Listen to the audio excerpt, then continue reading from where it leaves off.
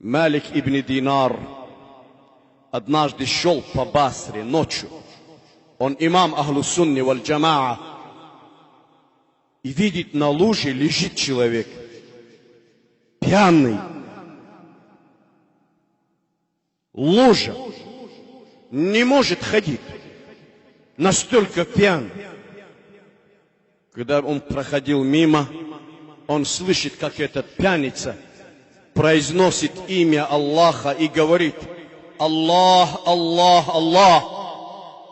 Малик остановился. Он подумал: давай-ка я вытащу его из этого болота. Помою ему рот ради имени Аллаха. Чтобы он произнес имя Аллаха из чистого рта. Он вытащил его из этого болота. Имам Ахлу-Сунни валь-Джамаа Малик ибн Динар.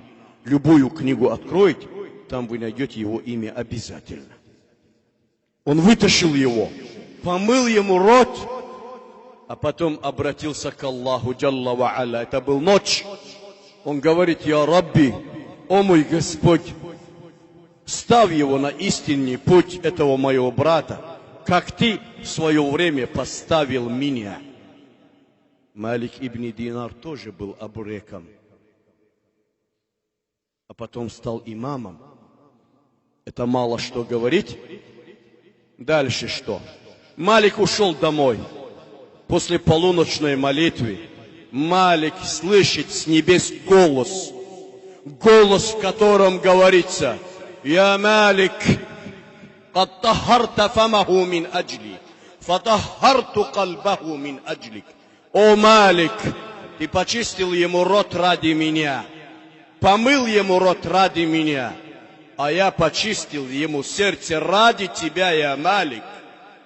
Аллаху Акбар! Какое великодушие! Малик проснулся, больше не уснул. Разве вы уснете, если такое услышите с небес? Малик бежит в мечеть, сделал омовение, бежит. Когда он вошел в мечеть, там было темно, как сегодня лампы не были. Малик стал на молитву, где-то там спереди слышит стон, плач, рыдание человека. Совершил молитву, он сзади подошел, а тот на наземном поклоне, на сужда, даже он на своем месте сужда делает.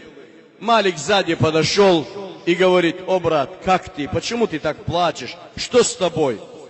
Он не знает, кто он не видит его лицо. И тот не смотрит на Малика, он на сужуде. Он, не поднявшись с этого наземного поклона, говорит, сказал Малику: Я Малик, инна аллади хадани кад ахбарака ан хали. Тот Аллах, который поставил меня на истинный путь, разве не говорил ночью тебе обо мне, я Малик? Зачем ты меня спрашиваешь еще раз? Вы знаете, кто он был? Тот пьяница, которого он вытащил. Он лучше Малика стал.